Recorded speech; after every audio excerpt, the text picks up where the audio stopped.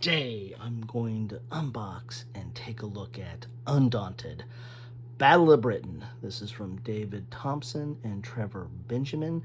This is an extension or continuation or a evolution of the Undaunted series, which I have covered a little bit of. I'll put links to that down below, but I have all my Undaunted stuff in Undaunted Reinforcements.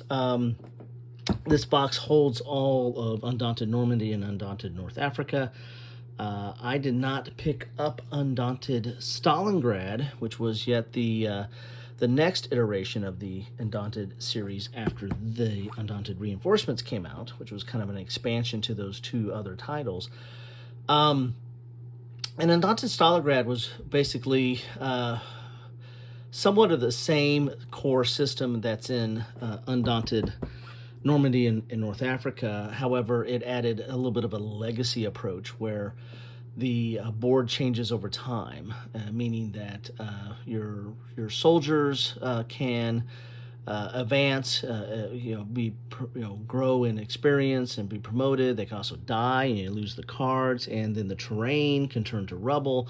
So it had a little bit of a legacy, or a kind of a ongoing, not really an RPG, but kind of an RPG-ish feel to it as you're moving forward in the scenarios.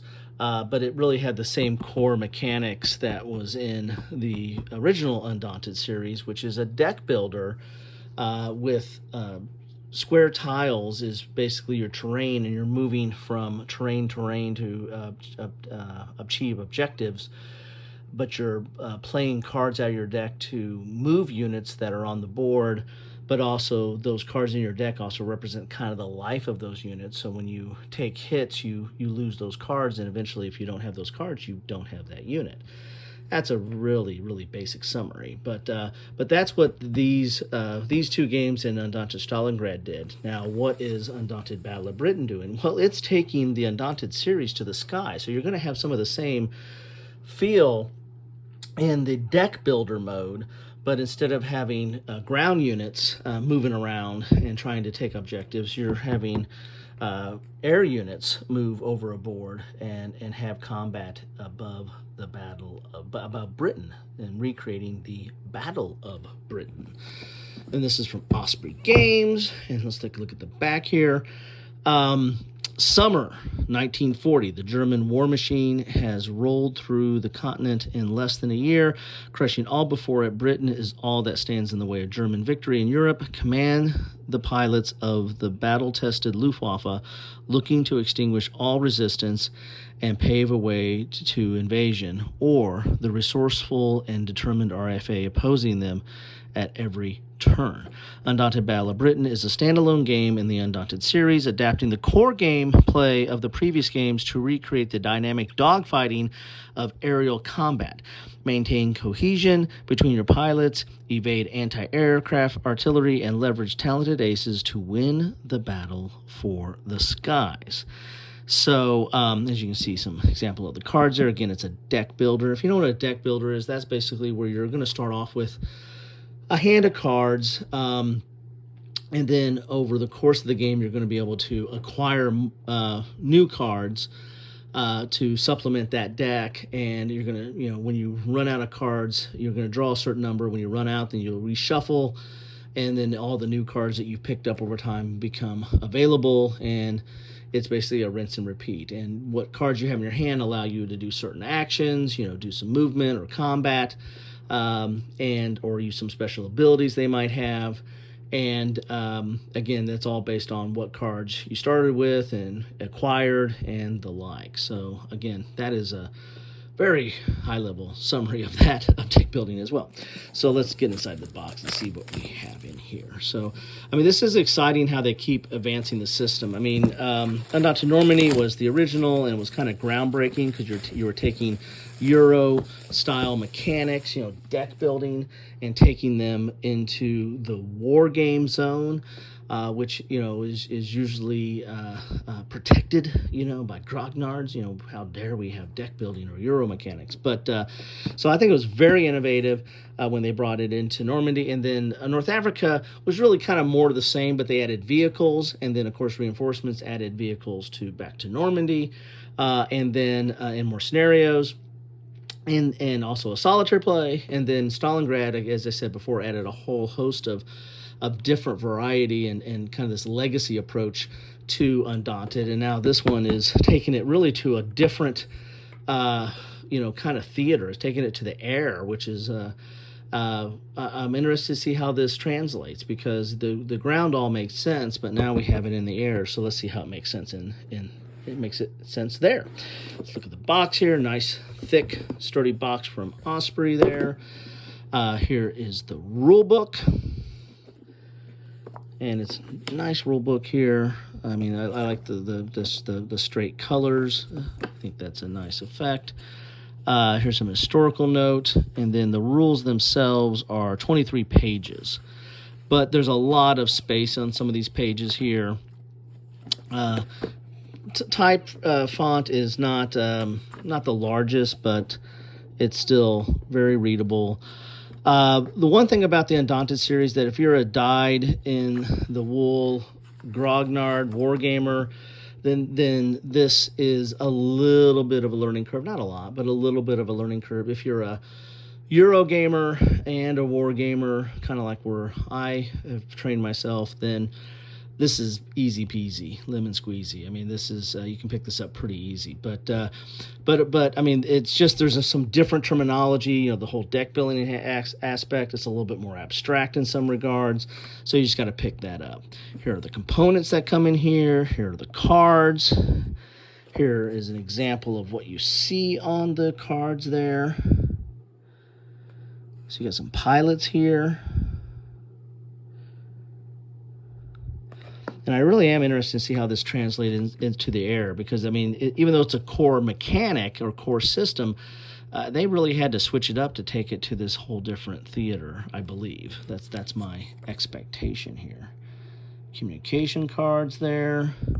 Here's tokens. And now what will be on the board there.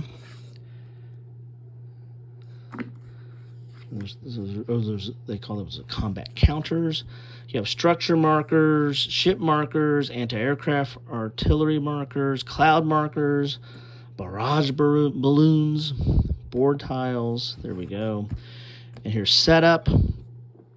So I imagine, let's see, do we have a scenario book? Yeah, there's a scenario book. So this might just be set up for a normal game, maybe, because normally the scenarios are covered in a separate book.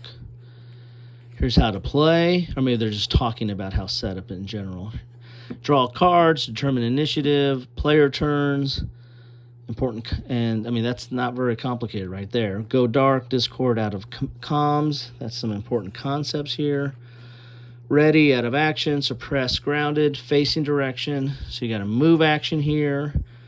And there's some iconography in this game. So, it's a card game. So there's going to be some icons and some text on the cards that you're going to need to get familiar with. Here's maneuver, bolster, command. Some of these are the same actions that you find in the core mechanism, but now we're taking them to, again, the air. Coordinate, guide, inspire, sail. That's for ships, I guess. Combat actions. Attack, anti-air, and bomb. Determine total defense value. Roll attack dice. Determine results. This is all how you do combat. Here's an example turn here. So they're going to have a walkthrough on the turn, of course, with images, full color images. Then you got the end game. There you got it. There you have it. So now let's look at the scenarios. And again, these are all based on Battle of Britain. So here's talking about the RAF, the Luftwaffe. Scenarios and campaign play. So I guess there's a campaign that you can play these through.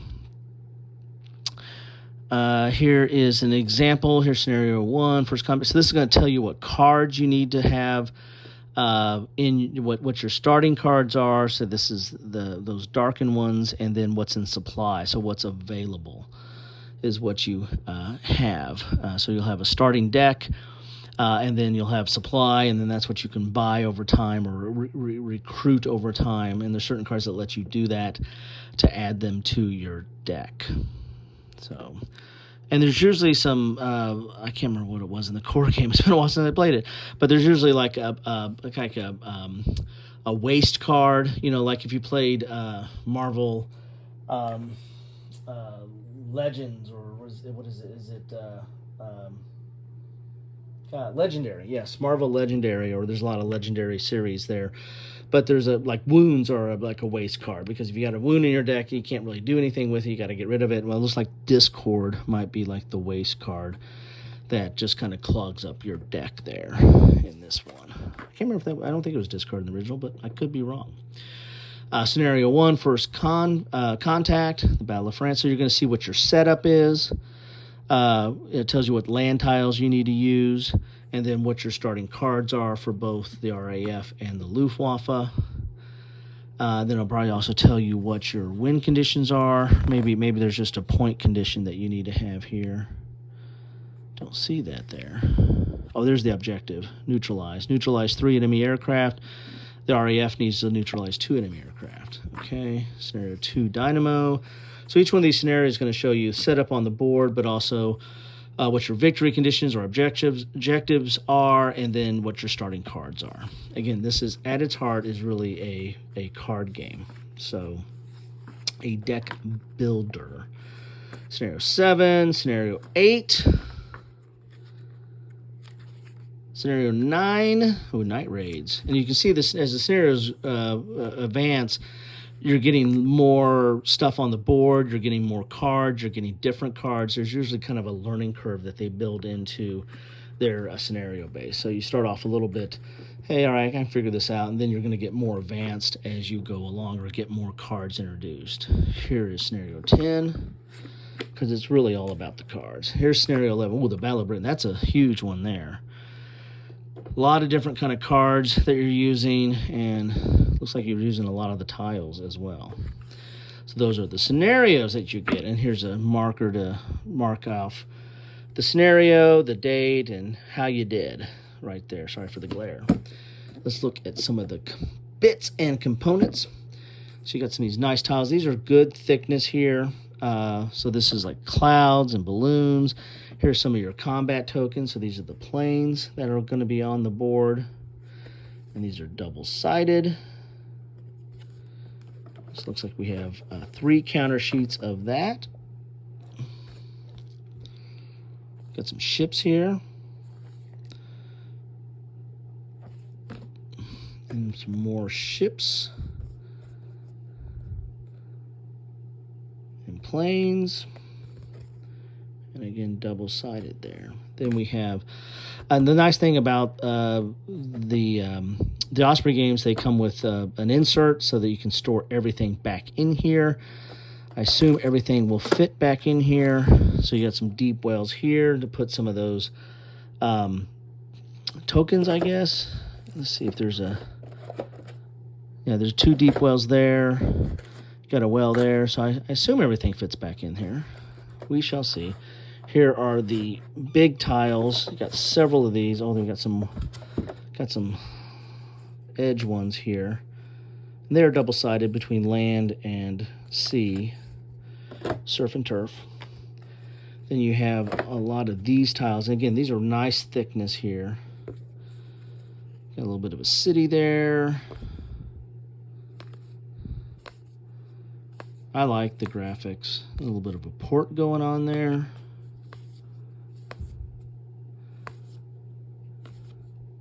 Got some airstrips there. So you got quite a bit of these here. Got some more, and these are double-sided. The back side is mostly sea, it looks like. So it looks like it's all sea on the back side, but the rest is sea and land here. Quite a big city there. Okay. So let's look at the cards. Looks like there might be a tab on the side here. I have no fingernails, so it's kind of hard for me to start these sometimes. There we go. Got it done here. So here are some of the cards here. So these will be the RAF cards. They're not super thick. They're actually a little thin on the thin side, but still serviceable. Don't know if you'd want to sleeve these. It is a deck builder. Deck builders, you're doing a lot of shuffling. You're drawing, you're playing, you're shuffling and shuffling. So these cards this thin, you might want to sleeve them, but if you sleeve them, they might not fit back into this insert here. That might be a potential. So that looks pretty tight, so they probably wouldn't fit back in. Here's your squadron comms. Sorry about that. So you got different sector comms. Those are those different colors there. There's anti-aircraft, artillery, anti-aircraft, air artillery. So you got like the move, maneuver, and attack. So when you pull this card, it's going to have, that's what this can do. Plus you've got, usually this number appears for initiative, because you're going to burn a card at the beginning of your turn to see who's got initiative, because it might make a big difference on who goes first to get the jump on the other one. So you play that card for initiative. At least that's how the base game or the core game works. I imagine they kept that same concept in here. I like the art. I like everything here. I like the look. It's consistent with the way they did the art and graphics in the core games. But now you're dealing with pilots and such. Spitfire Ace. So there's those discord cards, which are kind of burn cards or waste cards. Let's see what the Luftwaffe looks like here. So love to know your thoughts. This has been out for a little bit of time, so some of you might have gotten to it already. Feel free to drop your comments on what you love or hate about it, or does it do the core system service, or is it too far away from what you enjoyed in the core system? I don't know. I think I'm going to like it. I think it looks interesting, and I can't wait to get into this. My son and I played the North Africa more than the Normandy one, but we played both quite a bit, and we liked it. The game doesn't really outstay its welcome too long. It plays in a decent time for what you have. It looks nice there. But I'll be interested to see how this plays out. I mean, some of the longer scenarios took a little bit more time, as you can imagine. Sorry about that, man. I'm taking in flak. Some discord cards there. So some of the longer scenarios took a little bit more time, but that's to be expected. In North Africa, there was a couple of scenarios that you got into a fix. I mean, there was one scenario where you had to use engineers to do some explosions, and if you lost your engineers, then you were kind of done. There was nothing you could do to win the game. And that they might have fixed that in the reinforcements, but in the base box, it was. I mean, we ran into that scenario and took out my son's engineers, and I was like, well, what does he do now, right? It was kind of anticlimactic. But for the most part, I think these are very sound scenarios and a lot to enjoy here. Anyway, that is what you get in a box of Undaunted Battle of Britain from David Thompson and Trevor Benjamin, published by Osprey Games. I'm excited to get into this. Love to know your thoughts on this or on the series, on anything in the series. Again, I really should try out Stalingrad. I just didn't get around to picking that up. I kind of shy away from legacy games, but that's one that you don't destroy anything. I mean, you can reset it up. I think with a little bit of effort, you can put everything back the way it was and replay it again. So it's not a situation where you have to tear stuff up or mark stuff or put stickers on stuff. And I usually shy away from that in legacy games. But that one I just didn't get around to. Anyway, that's what I have for you today. Thanks so much. I'm trying to do this during Air Week, so if this is during the week where I'm doing other Air games, then hopefully you'll be able to compare some different takes, different perspectives on Air games. If I'm not so lucky to put these on the same week, then you can figure that out through my playlist. Anyway, thanks all. Take care.